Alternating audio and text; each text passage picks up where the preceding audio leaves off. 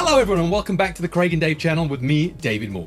So let's be honest, we've all been there. We're sitting in front of a screen, maybe downloading the latest game or signing up for a streaming service, when suddenly, bam, that dreaded wall of text appears, the end user license agreement, or the EULA. You know, that thing we all definitely read before hitting I agree, right? Yeah, didn't think so. But here's the thing, those EULAs are actually kind of a big deal, like legally binding big deal, holding up in court kind of big deal.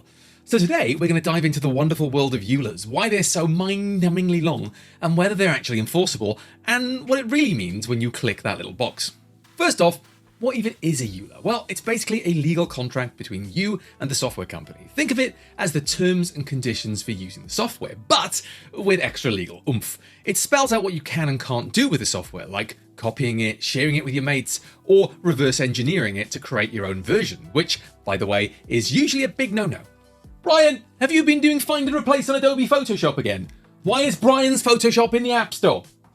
EULAs aren't just for software either. You'll find them with hardware, apps, and in websites. So the next time you're scrolling through your latest app update and skip past the EULA, just remember you're agreeing to a contract, a real, legally binding contract. Now, why are these things so ridiculously long and written in legalese? It seems like a different language. Well, it all boils down to the need to cover all legal bases. Companies don't want to get sued, so they cram as many protective clauses as they can into these agreements as humanly possible. And that's why you end up with something that reads more like Shakespeare crossed with a law textbook than something you can actually understand. Take Apple's iTunes EULA, for example. It's legendary for being almost comically lengthy and detailed. They even have clauses in there that say you're not allowed to use iTunes to create nuclear weapons. No, seriously, that's a thing. Nan! I've told you before, stop using iTunes to make nuclear weapons! Does anyone actually read these things? A short answer, almost nobody. In fact, studies have shown that only a tiny fraction of people ever bother to read EULAs in full.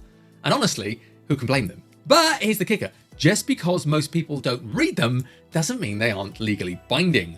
You're still on the hook for everything in that agreement, whether you read it or not. Can companies really hold you to a contract that you didn't even read? The short answer is yes, they actually can.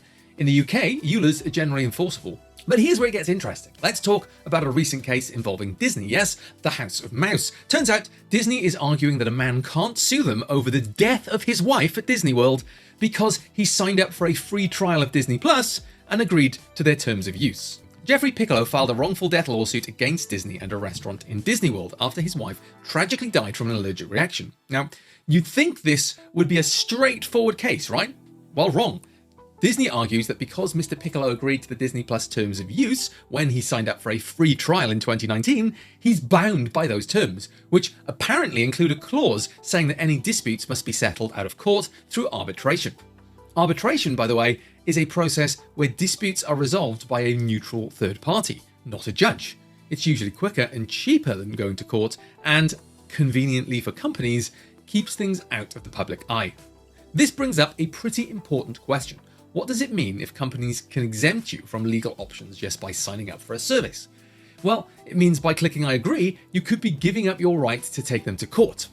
So next time you're skimming through a EULA, you might want to think twice before clicking on that box. You could be signing away more rights than you realise. But don't panic just yet. There are cases where EULAs aren't enforceable. If the terms are too vague, too complex, or just plain unfair, courts might decide that the EULA doesn't hold up. There's even been cases where users weren't required to agree to the terms before purchasing the product, and the courts threw the EULA out the window. So what are the future of EULAs? Well, as more and more of our lives move online, these agreements are likely to stick around, but there's also a growing push for companies to make EULAs more user-friendly and transparent. After all, what's the point of a contract if nobody can understand it?